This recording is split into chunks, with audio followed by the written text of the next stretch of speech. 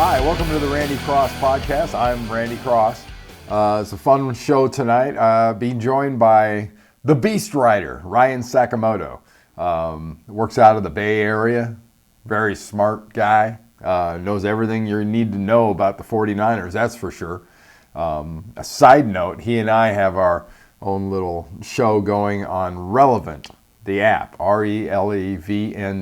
And you can actually get this podcast also on Relevant. I want to remind you, when you watch this thing, always go to randycross.com or YouTube. And if you go to YouTube, subscribe and like the video. Helps us keep track of stuff.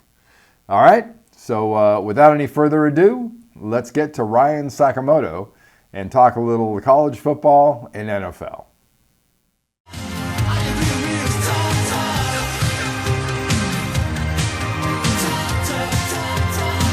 All right, as promised, I'm joined now by Ryan Sakamoto, the Beast Rider, as I said earlier. And, you know, we're on Relevant. We're going to be here on this podcast. We got a lot of stuff going on. Ryan, thanks for joining me.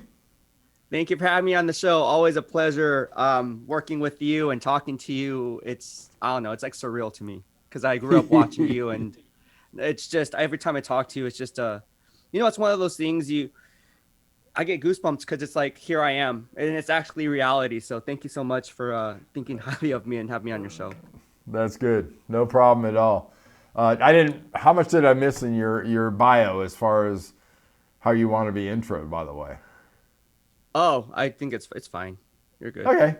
All right. All right. Good. Hey, let's start with not a favorite subject of yours, that Bama-Georgia game. 33-18, Georgia. Kirby Smart and company turn it on late, get themselves a win. What'd you think of that game? I mean, it was kind of like the antithesis of the last handful of national championship games that had probably about 1,000 yards of offense between the two teams in those games, and 90 points overall or something. But it was crazy seeing all those field goals and watching Alabama not being able to close the deal on drives was strange.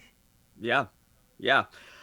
Well, for starters, I kind of anticipated a defensive struggle. When you look at how Alabama and Georgia played the first time around, it was basically a game where you can kind of see where both teams knew each other. Obviously, they play in the SEC, kind of like a division rival in the NFC West, but you can kind of see the dynamics. And really what you saw is a team of strengths, right? So you see Alabama over the course of how many years that Nick Saban has been there, he's turned out first-round picks. Would it be Chance Warmack? Would it be Landon Dickerson? A few other guys, Jedrick Wills, over the course of the year. So we can go back and talk about down in the trenches play. I don't think too many people talk about that. And then on the flip side of that, obviously, and then this year, obviously, Evan Neal and a few others. But you look at Georgia, right? You have Jordan Davis, you have Wyatt. I mean, those two guys are mammoths right there. You cannot, when you talk about space eater and two gapping and being able to really push people off their grass, Randy, you know as well as I do. You some of these guys are just immovable. Like, you can't move them. Yeah. And I think that opened up the second level players for guys like Nakobe Dean, who's the top off-ball linebacker. It allowed him to really use his skill set to his advantage. And I think he was the actual chess piece through it all, because what you saw with Nakobe Dean and in his game was you saw a guy who can basically, in my opinion, he's the Micah Parsons of college football right now. Maybe not on that level, but you can see the kind of skill set that he has. And when you have a Nakobe Dean back there, it really makes everything click a lot better, a lot faster. And it helps out the secondary because you don't know what Nakobe Dean's going to do. You don't know if he's going to drop in coverage, rush the passer. And Alabama just couldn't. They didn't have enough healthy horses at the end of the day. Chase McClellan was out, the running back. They lost John Mechie, right? They lost, obviously, torn ACL. They lost Jamison Williams, right? So you lose these guys. Christopher Allen, outside linebacker, he was gone for the year. So you lose all these guys, and it's a really testament for Nick Saban to be, hey, we got the next man up. I don't care. The standard is the standard. Unfortunately, the better team won, and that was Georgia. I hate to say it, but dang it, Georgia.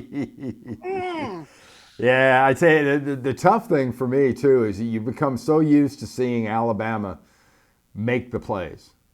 Oh, yeah. And, on the first blush, not the replay, but the live view, it almost looked like, Bryce Young was missing some of those throws. Then when they replayed it, almost every time I sat there and went, oh man, it hit that guy in the hands. He just didn't catch it. Yeah. And there were at least half a dozen times. And I know they're freshmen. I know they didn't play much and all the other excuses. But the thing that impressed me the most was, and I shouldn't be too surprised, but how classy both Nick Saban and Kirby Smart were after the game. Yeah, absolutely. Yeah, it was really, really fun to see, and I was happy for Georgia. I mean, Georgia won a national title in 46. Then they won another one in 80, and now one in 2021. I've got some good friends. I got a buddy. His nickname's the Wonder Dog. He's got an undergrad degree and a math master's from UGA, and he lives and dies. He went to Miami for that game. He took his whole family, extended family, up to Indianapolis, and went to this one.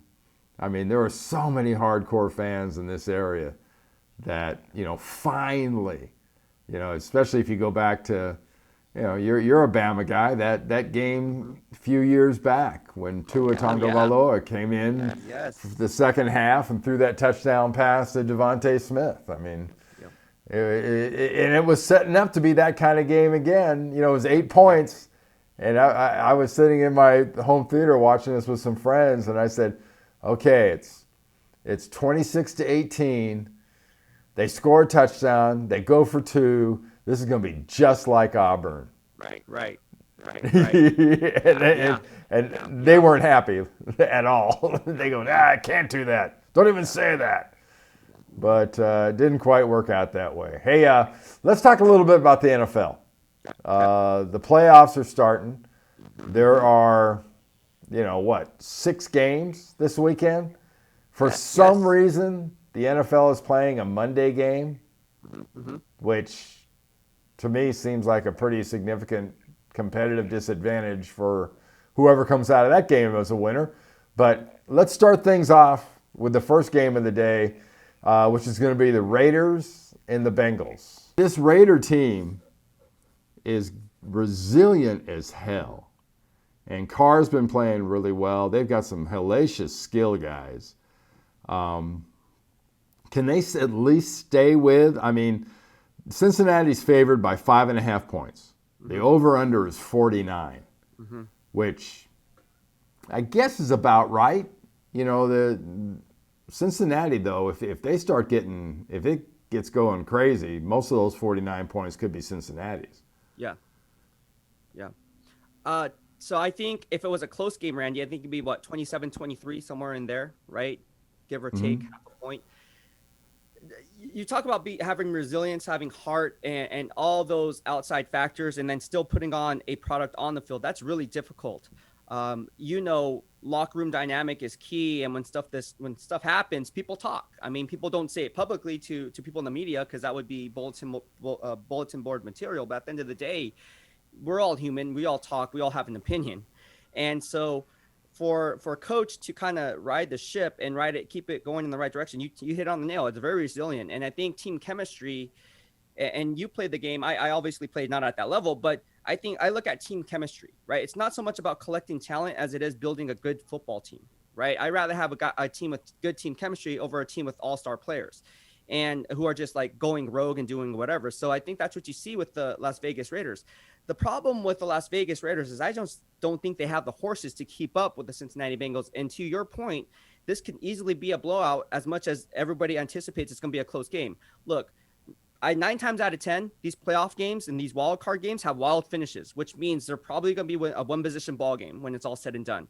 But like I said, I just think Cincinnati Bengals with Chidobe Awuzie, Trey Hendrickson, who they got in the free agency, and then they bring in Jesse. Obviously, they drafted Jesse Bates, who's going to be a UFA at the end of the year, but he's playing at a really high level.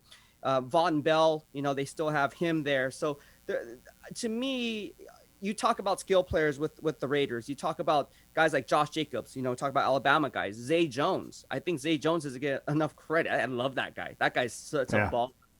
But ultimately, Hunter Renfrow, we talk about the championship game. I remember Hunter Renfrow. Gosh dang, man, that guy's a beast. But to me, it's just not enough. They just don't have enough firepower to keep up with the Cincinnati Bengals when it's all said and done, on defense or offense.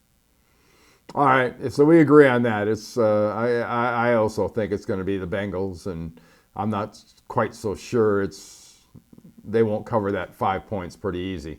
The next game is Buffalo Bills, who are favored by 4 points. Over/under is 44. So between the Bills defense and the Patriots defense, somebody is expecting a whole lot of D when it comes to this game, and they're probably not too far off being right. How much of a liability do you think is a rookie quarterback in an early playoff game like this going against, arguably the best team in the AFC? Oh, yeah, absolutely. You hit on the nail. Arguably the best team in the AFC. I mean, if you look at NFL pundits, insiders analysis, they will all point to Buffalo Bills being the team to beat. One, because if you look at the best team all around, because football's a game of 3 phases, they're the team to beat. If you take all 3 phases, special teams, offense, and defense. But when you have Bill Belichick on the other side, you have a rookie quarterback, like you said, another Alabama guy, Mac Jones, who's the most NFL pro-ready quarterback to come out of this draft class. I mean, he is not going to do anything foolish and make a rookie mistake to go out of his comfort zone and take risks. Bill Belichick is smart enough. He has Kendrick Bourne there. He has Jonnu Smith. You have guys like Hunter Henry there. And obviously the offensive line, right? And when you have a running game, would it be Ramondre Stevenson running the ball or whoever back there? That's who you're going to ride. And in this game, it's going to be time of possession. You know this, Randy. Defensive struggle, time of possession, keeping opposing offenses off the field. Don't let Josh Allen have any time with Stephon Diggs to build that rapport. And it's a cold game. It's going to be very cold up there. So 9 times out of 10, again, I talk about analytics. 9 times out of 10, it's probably going to be a run first, heavy type of a style of defense and an offense or whatever the case may be. So you talk about it. Christian Barmore, Alabama guy, one of the most underrated guys that they got in round 2. I liked him. Kyle Duggar, I like that guy. That guy's a beast on the back end. He could be free safety or strong safety. Adrian Phillips, hey, he just got an extension. I mean, he got an extension for a reason. My number 2 ranked quarterback, J.C. Jackson, who is going to be a free agent. This guy is the best cornerback outside of Jalen Ramsey in my grading system for the 2nd year in a row. This guy can play. He mirrors opposing teams' wide receivers. You saw him do it against the Buffalo Bills when they in their first matchup against Stephon Diggs. So you can really see that matchup, and it's a game of chess. This is not checkers. And so ultimately, I know this sounds crazy because New England is a 6th seed and they're on the road. I think New England Patriots are going to pull out this victory. I really do. Wow, that'd be something for a team with defense aside, Belichick aside, a rookie quarterback, traditionally has cost you about a touchdown. Oh, yeah. Especially on the road in a playoff game. Yeah. But, I'm going to go with Josh Allen in Buffalo. Okay. I just think they're on a collision course with Mahomes and the Chiefs, when it comes to a couple games from now. So I think they win this one, and they win it by about 10. All right, let's go to the next game. Okay. Is going to be the Eagles at the Buccaneers. 8.5-point favorites are Tampa Bay. Over/under is 46. I'm not sure if you looked at this and with true serum that people would, if they were being honest, would really think this one is even going to be close. That Tampa Bay with their D and their O, everything about them, that they're just going to outclass the Eagles. They are. It's a game. I mean, look at their offense. You have a running quarterback. No offense to Jalen Hurts. I like Jalen Hurts. But, again, you have Jalen Hurts, Devontae Smith. Obviously, you have a few pieces there. Jalen Reagor. And we can name drop people. But at the end of the day, you talk about defense. And to me, the Tampa Bay Buccaneers have a stout defense. You talk about Devin White, Vita Vea, right? That guy's just a immovable object. Try moving that guy. Again, Bay Area kid, works out at the gym that I work out at in the off season, so I see what he does. The guy's dude. I'm strong. That guy is super strong. Like, it's ridiculous. It's like Superman strength. Like, it's ridiculous. But yeah, you have those guys there. Obviously, Ndamukong Suh's there. Antoine Winfield, I mean, he's a legacy. You have him there. The defense is just stout, and I don't see how the Eagles can kind of, like you said, they don't have a chance. I mean, you have Tom Brady on the other side. Yes, you don't have Chris Godwin, but you still have Mike Evans. You still have Gronkowski. I don't know. I think it's a game of not if the Buccaneers are going to win, but how much are they going to win by? All right. All right. I agree. I agree. I think it's might be 2 touchdowns. Yeah. Might be 10 to 14 points. Yeah. Tampa Bay. Right. Okay, we're going to skip over Okay. that Niners game. We'll do that last. Right. Next up is Steelers and Chiefs. Chiefs are the most prohibitive favorite of this weekend. They're 12.5-point favorites, and the over-under in that game is 46. So somebody's obviously thinking the Chiefs are going to score a bunch of points, Yeah. and not many. Excuse me, not many from Big Ben and the Steelers. Yeah. I think that's how it's going to play out. Look, the Steelers' offense is very stagnant. Najee Harris, again, Alabama guy, roll Tyrell, but he gets hit in the backfield more than any other running back and still gets positive yardage. That offensive line, Randy, you played offensive line, is horrible. Even for rookies, Kendrick Green is horrible. The 4th-round pick, I don't like him. Or 3rd-round pick, whatever he was. Dan Moore, I don't like him. Left tackle, I'm not really high on that guy. So it's a game of musical chairs up there. Obviously, they brought in Trey Turner and a few other pieces, but ultimately, it's just not enough, especially when you have Chris Jones, right? You talk about Chris Jones, and games are won down in the trenches. And you see Chris Jones moving from defensive end to now being kicked inside, right, to defensive tackle because he was struggling outside. And they got graded every single snap of him. And then you mirror that with Frank Clark. And then speaking of the Steelers, hey, killing 2 birds with 1 stone. Let's talk about Melvin Ingram, right?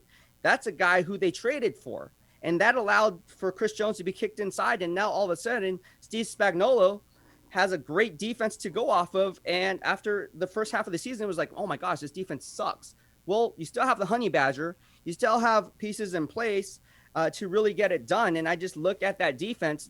We can talk about the offense. We can talk about Tyreek Hill, again, we can name drop those guys. We know what they're going to do.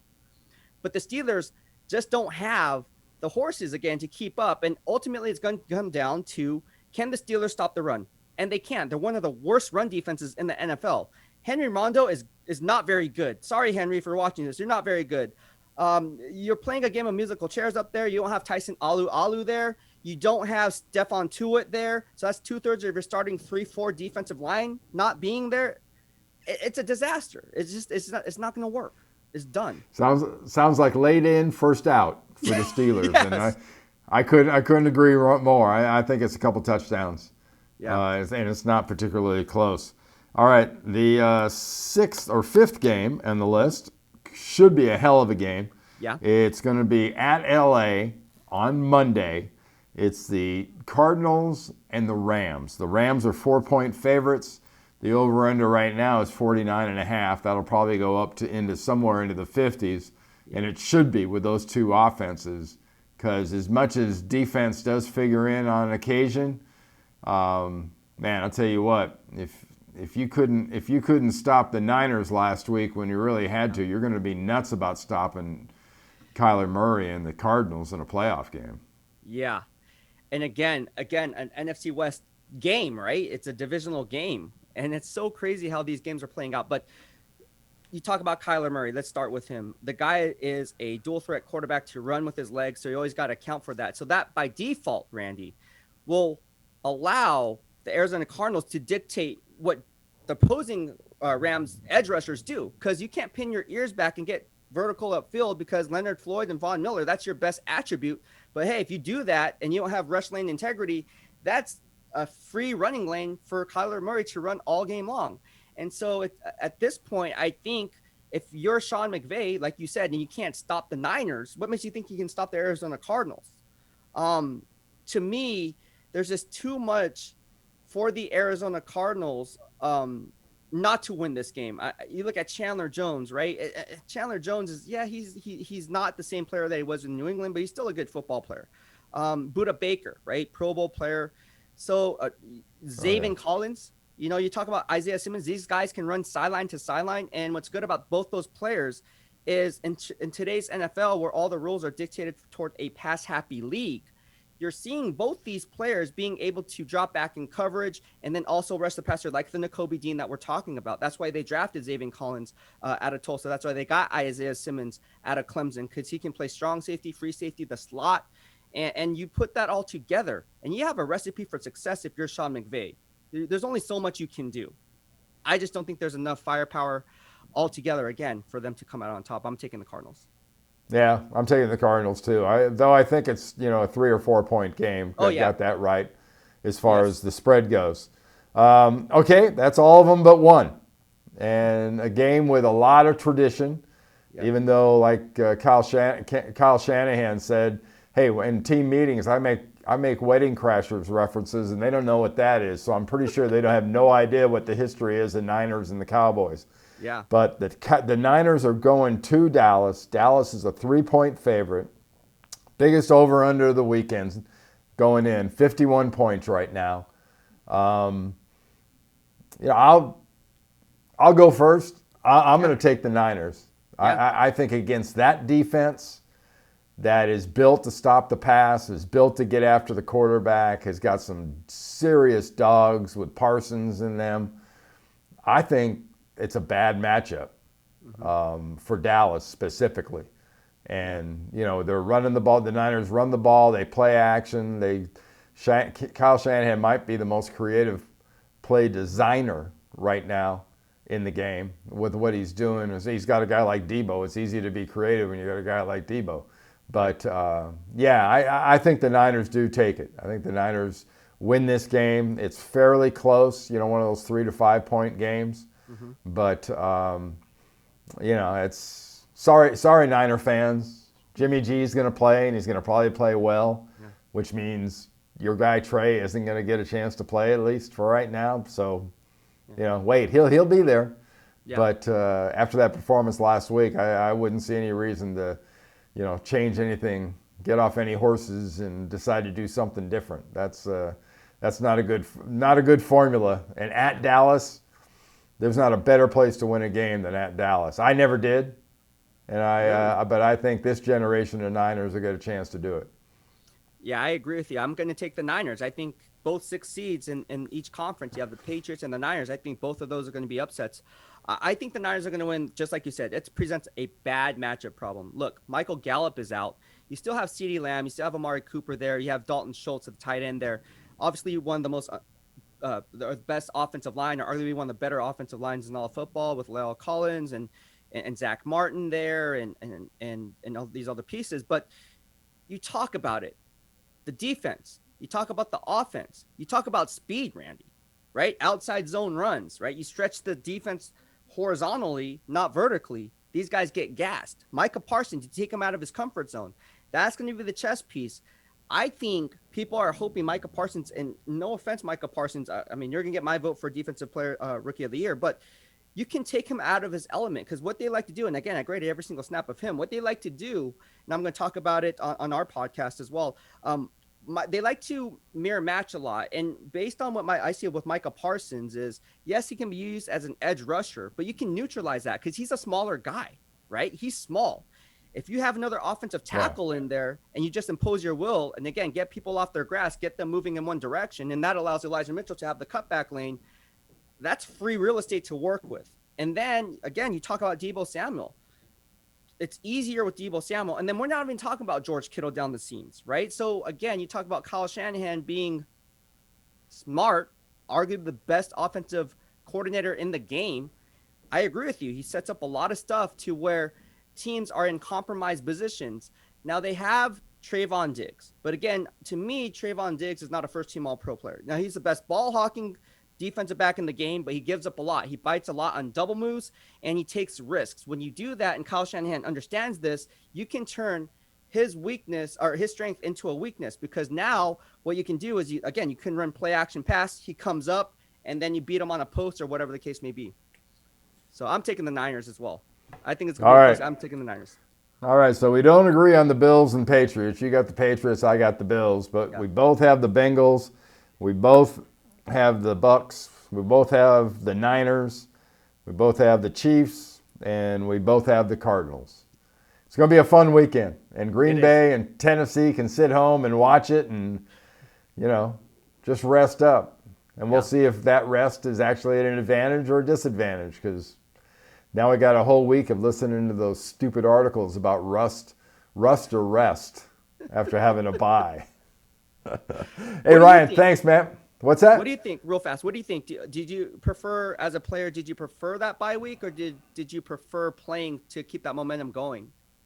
I preferred the bye. I preferred the rest. I preferred freshening up and just taking a chill that first week. Yeah. You know, the first week you didn't do anything but work on fundamentals, and you know, you did drills you didn't do the whole year since training camp. You just tuned up and then game plan the second week. So yeah, I prefer the rest side. I think it makes you a lot sharper. But it always worked for us, except for the 1 year it didn't, which was 1987. Yes. Which was one of the biggest upsets ever, when the Vikings came in and beat us. Not good. Not good. Not a pretty sight. But yeah. Hey, Ryan, thanks, man. I will see you tomorrow on the next podcast we're going to do on Relevant. And I really appreciate it. Good luck on the picks this weekend. Thank you so much, Randy. Appreciate it, my man. Mahalo. All right.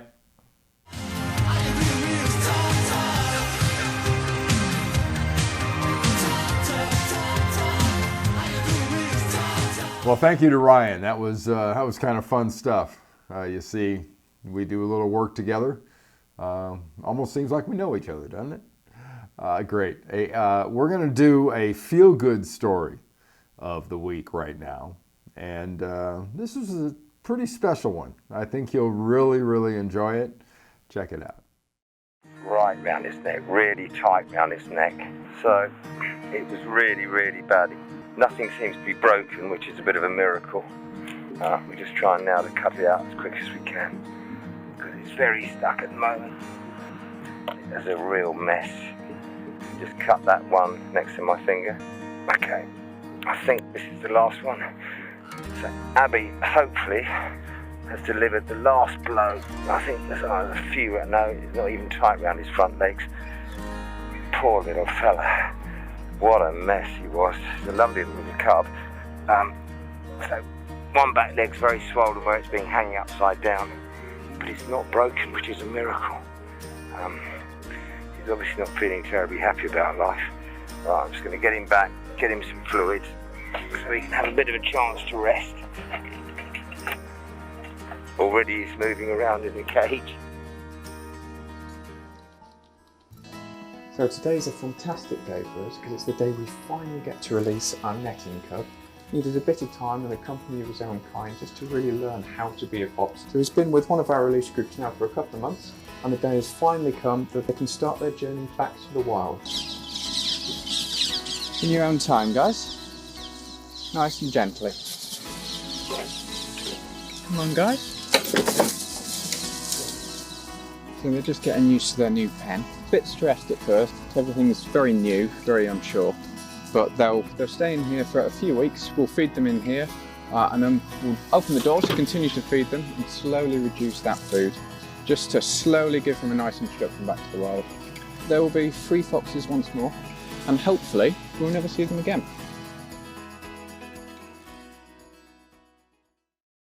Ah, yes, not a dry eye in the house. Fantastic story. Want to go on and let you know where you find this video in the world of social media. I talked earlier about the new site that we're on, the new app, Relevant, and that's the best place to get it. The Randy Cross Show is the site there. And then you've got randycross.com, you've got Twitter, you've got Facebook, you've got Instagram, all those sites. But when in doubt, default to randycross.com, and that'll be the best place to go. All right? Well, let's head now to our traditional exit, and that all involves a little happy trails.